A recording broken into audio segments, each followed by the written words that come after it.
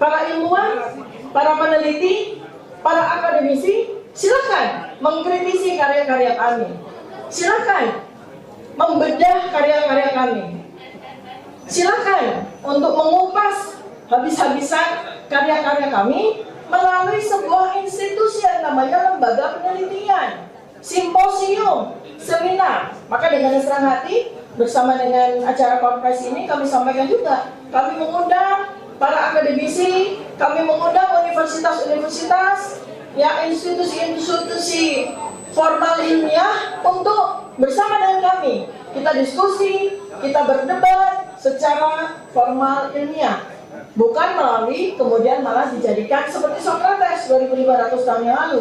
Bukannya kita gembira, kita mundur 2500 tahun yang lalu. Jadi apa yang dilakukan oleh penguasa pada waktu Socrates hidup kok terjadi sama seperti hari ini. Ini adalah sebuah hal yang sangat ironis, ya, seperti itu. Nah, kemudian saya beranjak kepada buku yang kedua, ya. Jadi untuk buku yang pertama, sebelum saya akhiri, saya mau katakan bahwa saya Dr. Tifa, insya Allah apabila Allah masih memberi saya umur, tidak akan berhenti untuk berkarya. Banyak sekali isi kepala saya itu harus saya tuangkan dalam buku. Ya, sekarang ini ada 40 draft buku yang ada di laptop saya ini. 40 ya. Ini sudah bertelur 3 sebentar lagi di Brands Black Grey. Ya. Jadi insya Allah itu yang nanti akan saya sharingkan kepada seluruh masyarakat, agar masyarakat memahami apa sesungguhnya yang terjadi di dunia saat ini. Kita bingung dengan adanya Board of Peace, kita bingung dengan adanya berbagai macam gerakan-gerakan besar yang terjadi di dunia dan yang terjadi juga di Indonesia. Maka insya Allah saya akan berbagi satu demi satu agar masyarakat Indonesia itu tercerahkan dan memahami apa yang harus dilakukan. Ya. Berikutnya yang kedua adalah buku yang berjudul Otak Politik Jokowi. Kalau saya penakut, saya akan pakai judul bukunya Otak Politik Mulyono atau Otak Politik JKW, ya. Oh iya, atau Otak Politik si Jack. Tapi saya tetap menggunakan judul Otak Politik Jokowi. Kenapa? Karena yang namanya ilmu pengetahuan itu jujur, tidak ada yang disembunyikan. Ya kalau memang yang menjadi subjek kajian saya adalah otaknya Jokowi, saya harus katakan otaknya Jokowi yang saya bedah di buku ini. Ya. Dan kajian saya menggunakan sebuah ilmu yang saya kembangkan, yaitu neuropolitika. Jadi neuropolitika itu adalah gabungan, setidaknya ada 4 dimensi ilmu: neuroscience, ya, psikologi behavior, kemudian forensik, ya, dan politik kritis, ya. Jadi di sini banyak sekali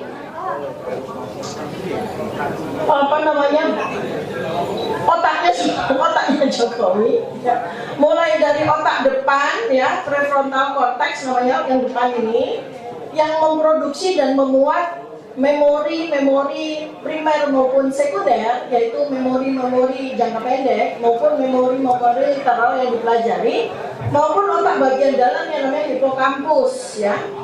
Hipokampus itu adalah otak yang memuat memori tersier. Nah, termasuk diantaranya adalah riwayat pendidikan, di mana dia KKN, di mana dia kos.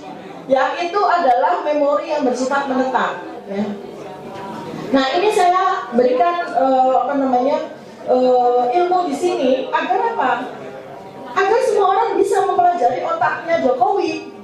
Jadi bukan hanya saya, bukan hanya Dr. Tifa yang melakukan penelitian, tapi semuanya bisa melakukan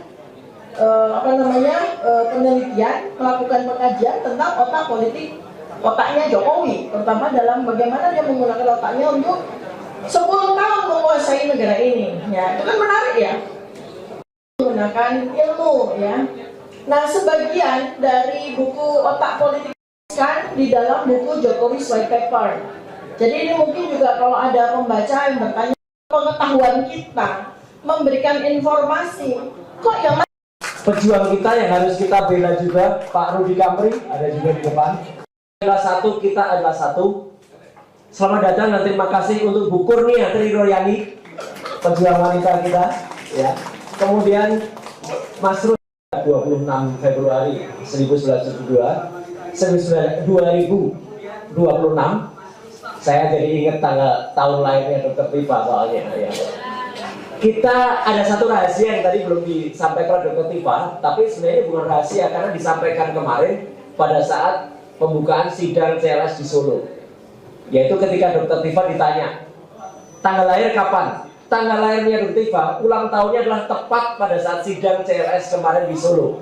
Ya, jadi 2 hari yang lalu, tanggal 24 Februari. Ya, tahunnya tadi keperucut saya udah bilang 72 ya. Jadi selamat ulang tahun sahabat saya, adik saya, Dr. Tifa yang luar biasa, samurai kita yang hari ini sekaligus mengajak teman-teman semua untuk mensyukuri nikmat Allah Subhanahu wa Ta'ala bahwa kita nanti juga akan berbuka puasa bersama-sama di tempat yang sangat bagus ini di Larang Kota. Amin.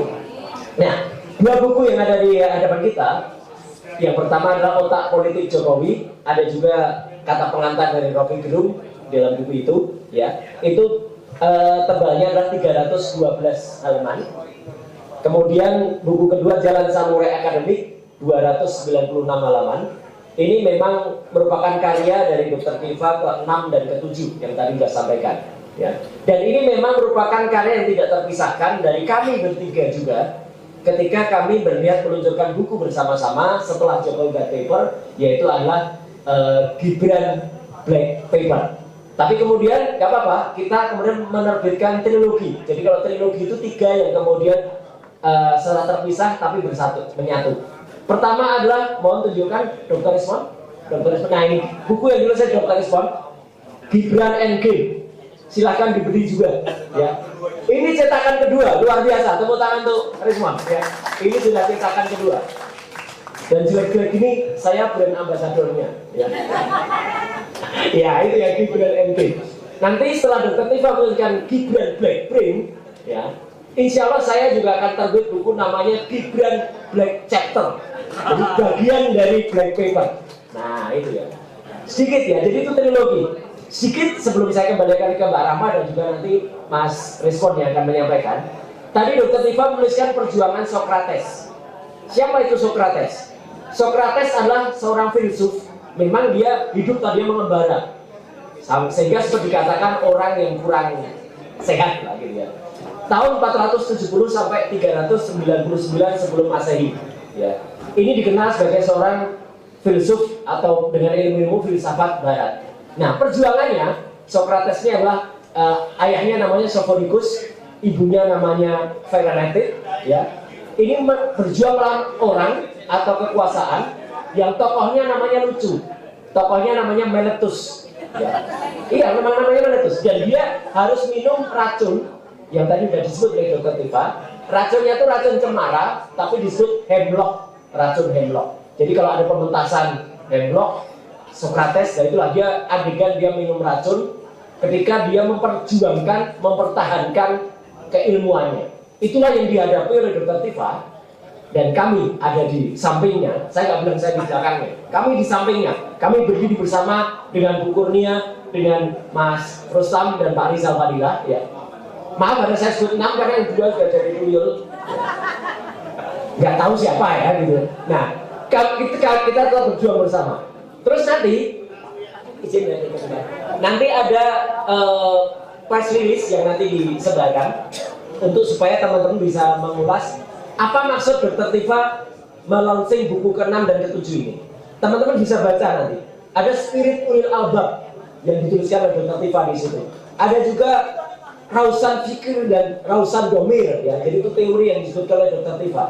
Terus teori sistem dan juga instrumen literasi publik. Jadi biar teman-teman tahu kenapa menuliskan buku ini. Nah, jadi artinya apa? Perjuangan kita masih panjang untuk kemudian menerusi, meskipun secara teknis penelitian kita tentang ijazah Jokowi ini sudah selesai, tetapi secara keilmuan selalu ada temuan-temuan baru. Misalnya temuan dari Pak Dr. Bonatua. tentang 5 salinan ijazah. Di samping itu juga temuan dari Dr. Leoni Lydia, Pak Lukas Luarso, Mas Syam, tentu di bawah bimbingan Pak senior kita, Pak Andi. Wah, itu luar biasa ini. Ini senior yang kayaknya tidak ada presiden yang tidak dilawan oleh Pak Andi. Otak politik Jokowi, kajian berbasis neuropolitika.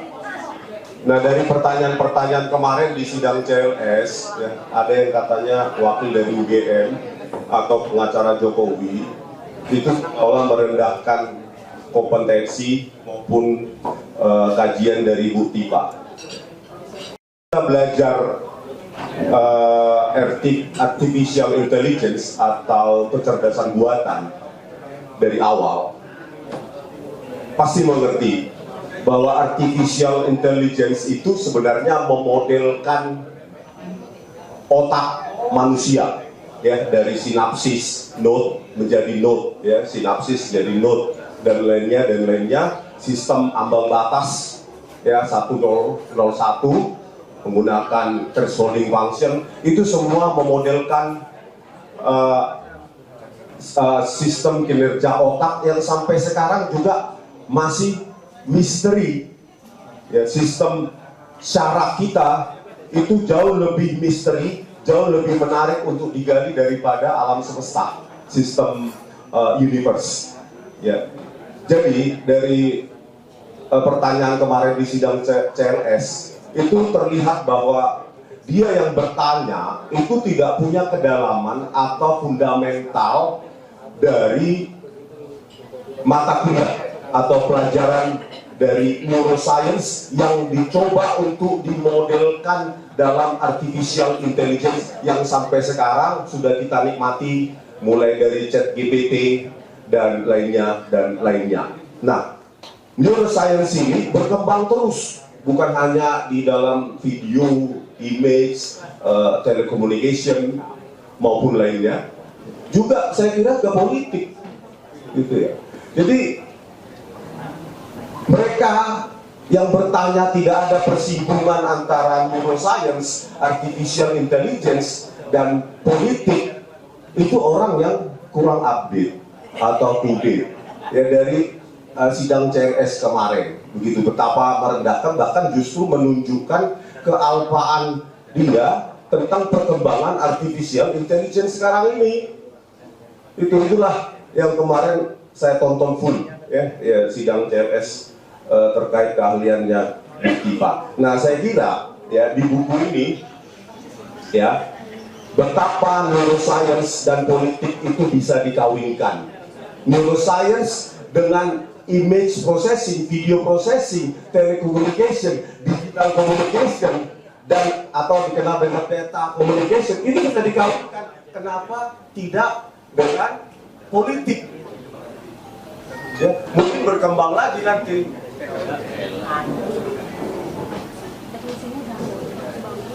Tes. Apa lagi? Tumben kabel, Pak. Iya, masalah. Itu neuroscience. Waktu saya ngomong malah mati. Ya. Tes. Nah, inilah perkembangan peradaban manusia.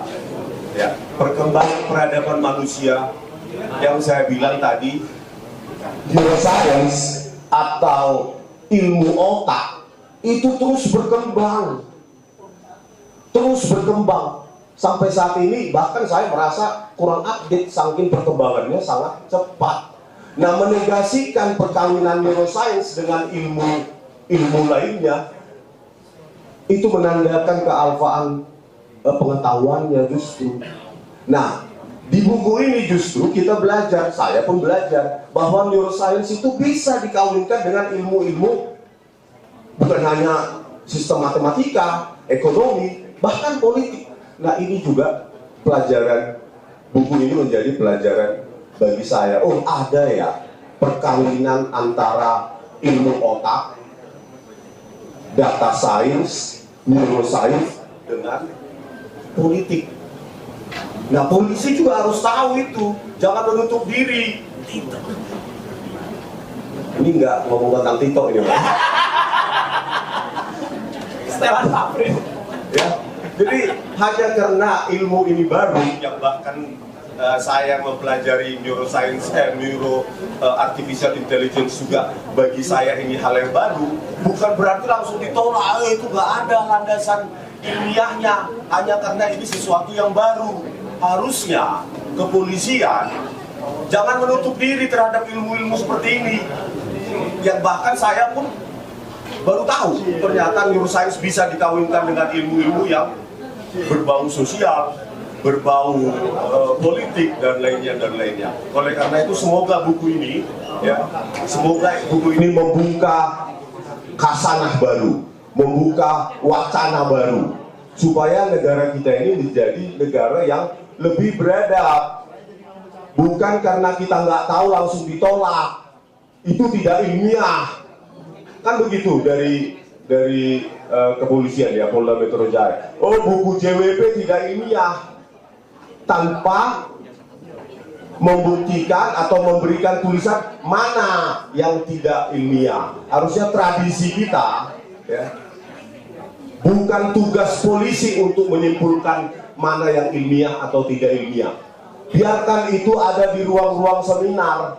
Makanya selalu saya bilang, kalau ada yang salah di buku Jokowi's White Paper, harusnya itu dikoreksi, dibantah, diperbaiki di ruang seminar, bukan di meja penyidik. Yang kita selalu saya katakan, untuk mengeluarkan istilah-istilah saintifik pun harus kita, di meja penyidikan itu harus kita tulis istilah itu, jangan sampai salah di BAP. Itulah saking butanya pendidik kita kan, ya, karena memang pendidikannya tidak berkaitan dengan itu. Nah, semoga Indonesia ke depan jangan lagi seperti kita ini, ya, kaum pemikir justru dikriminalisasi. Kaum pemikir nanti takut, ya, menelurkan atau mengkreasi buku yang menurut para penguasa tidak benar, nanti dikriminalisasi. Maka kita, peradaban kita akan mundur. Demokrasi kita bukan lagi progresif, tapi apa sih namanya itu, stagnan atau bahkan backward, ya. Menurut saya backward demokrasi. Ya, inilah, ya, kriminalisasi terhadap RRT merupakan simbol kriminalisasi terhadap para pemikir, penulis, pendobrak juga. Pendobrak dalam arti apa yang menurut penguasa benar bisa kita tantang, kita dobrak. Tidak benar itu. Nah, kalau para pendobrak ini ditakut-takuti dengan penjara, ancaman-ancaman sampai pasal 32 dan 35, 12 tahun, maka saya kira Bung Rocky Gerung juga nanti akan berpikir ulang untuk menuliskan buku-buku yang mendobrak kebenaran-kebenaran status quo versi penguasa. Nah, semoga buku ini hadir dan semoga ada donatur, ya, untuk bisa membantu menyebarkan buku ini ke semua kalangan di semua elemen masyarakat. Terima kasih, Mbak. Terima kasih. Ini ya, kita selesai. Semua no kemon itu. Jadi dia bilang tadi saya akan berpikir ulang. Saya tidak akan berpikir ulang. Yang harus berpikir ulang adalah mereka yang membaca pikiran saya dengan cara yang keliru itu. Oke, ini buku setiap kali saya berapa hari lalu ini otak politik Jokowi ini, Dr. Tifa teman saya, dia minta saya tuliskan pengantar. Lalu saya tulis dengan cara saksama dalam tempo singkat-singkatnya. Oke. Tadi diterangkan oleh Dr. tentang fungsi otak. Seolah-olah otak itu sekedar benda biologis yang bisa dimulai dianalisis untuk memeriksa lapisan-lapisan lemak yang membuat saraf kita itu terus hidup, yang membuat elektromagnetik itu bisa melompat lewat untuk memproduksi energi.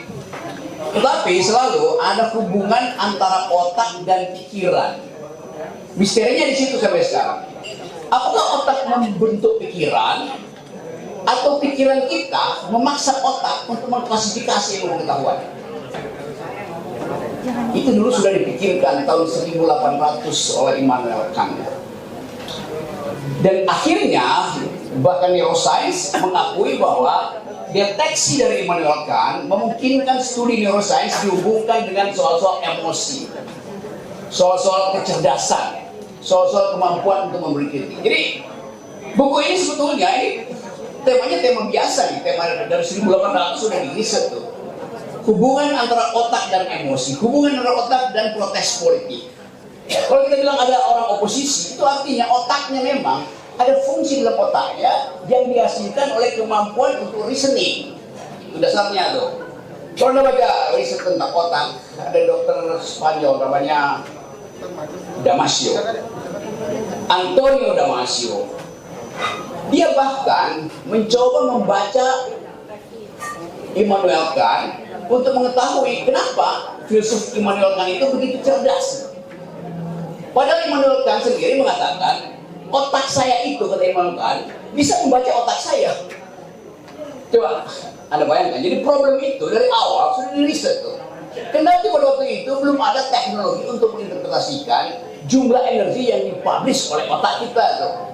Anda bayangkan misalnya, kita sekarang lagi fasting, lagi puasa itu. Apakah otak kita berhenti bekerja? Kalau kita lagi puasa, secara biologis harusnya berhenti bekerja. Kenapa? Kalau kita puasa, tidak ada glukosa yang masuk ke tubuh kita, dok. Benar? Tidak ada glukosa, otak tidak bisa hidup tanpa energi glukosa. Puasa nggak berarti belum?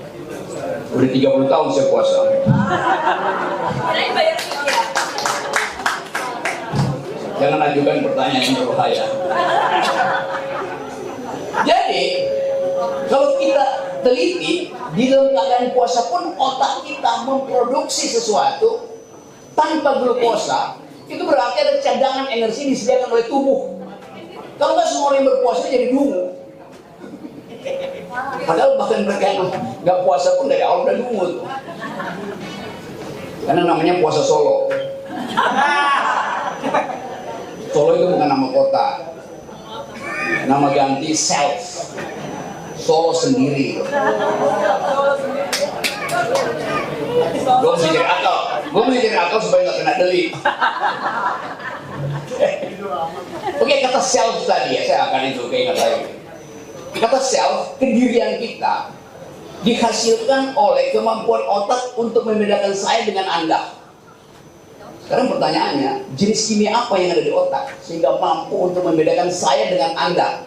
Anda dengan Gibran, Gibran dengan bapaknya, bapaknya dengan Jokowi. Kan itu kemampuan berpikir. Udah subversi belum, Pak?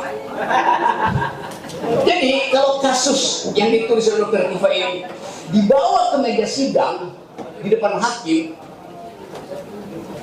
bahkan tidak akan selesai di meja sidang. Karena riset itu selalu sifatnya ongoing, in the making, tidak akan berhenti. Jadi percuma membawa kasus ini ke meja sidang.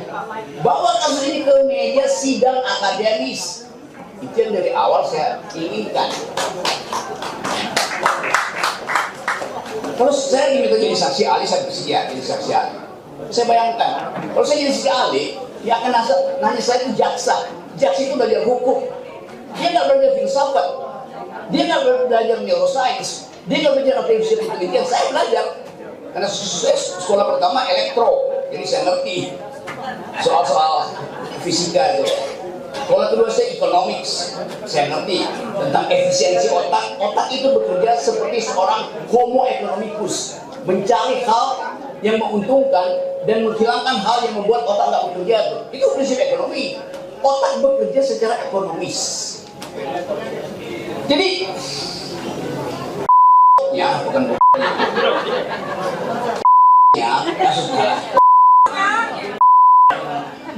kasus ini dibawa, dipancing-pancing Dr. Tifa, Rismond, Roy, yang otaknya berfungsi maksimal.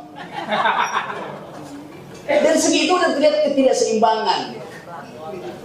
Otak Termon itu adanya di dengkul. Jadi kalau ada kesalahan berpikir, Termul akan dibedah oleh dokter ahli tulang. Ortopedia. Jadi teman-teman semua, kita ingin pastikan, kita mulai dengan tradisi bahwa semua dalil akademis dibantah secara akademis. Perbantahan akademis itu, perbantahan akademis isinya dalil-dalil, bukan pasal KUHP. Jadi teman-teman, saya dari awal saya anggap ini persidangan yang ngaco. Apalagi kalau kita terangkan, memang yang dituntut apa? Ijazah Jokowi bukan. Siapa yang tuntut Jokowi buktikan ijazahnya? Jokowi bisa bilang, ya ijazah palsu, ada soal. Tapi saya kan bisa jadi presiden tanpa ijazah UGM. Dia lulusan SMA. Tapi justru di situ problemnya, kenapa dia nggak pakai ijazah SMA? Kan bukan gaya-gayaan. Itu soalnya. Jadi Jokowi dituntut bukan karena ijazahnya palsu, tapi karena dia berbohong punya ijazah asli.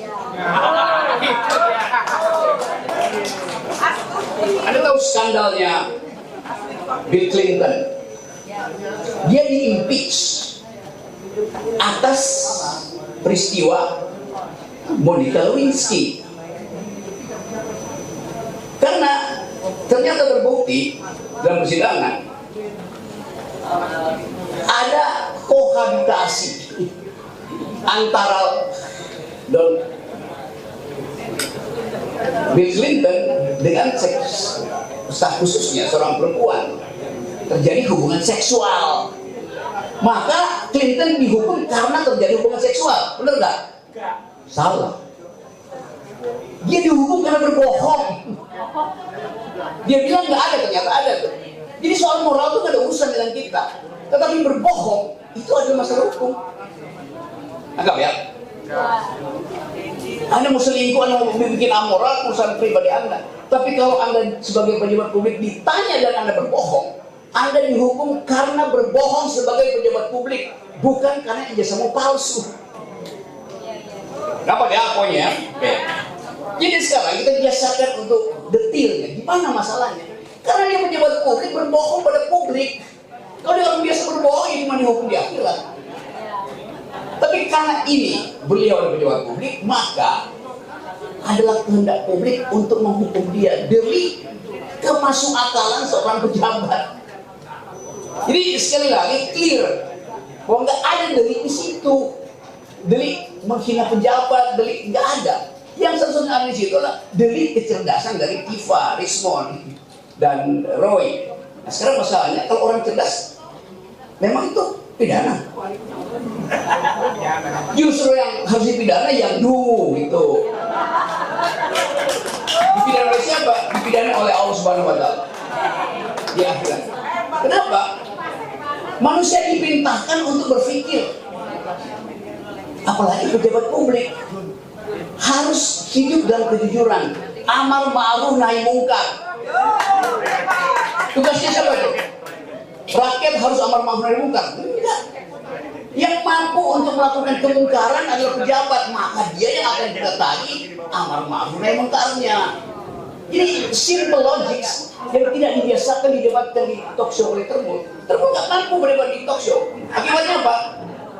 Pak Jokowi tersiksa secara psikologi karena dia agen-agen dia itu dulu. Saya kasihan Pak Jokowi, kirim si ini, kirim si itu, dihajar oleh Rismon, dihajar oleh Tifa, dihajar oleh Roy, itu doang argumennya, muter.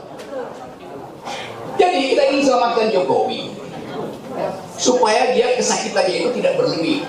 Dan penyebab kesakitan Jokowi bukan Tifa, Roy atau Rismon, tapi Termul sendiri itu. Kalau Termulnya pinter, kasusnya sudah selesai dari 2 tahun lalu. Tapi Termul juga berpikir, jangan jadi pinter, biar jadi dungu, supaya amplop Jokowi jalan terus. Kan jahat kan? Jadi Termul itu jahat in optima forma. Buku ini jujur in optima forma. Terima kasih.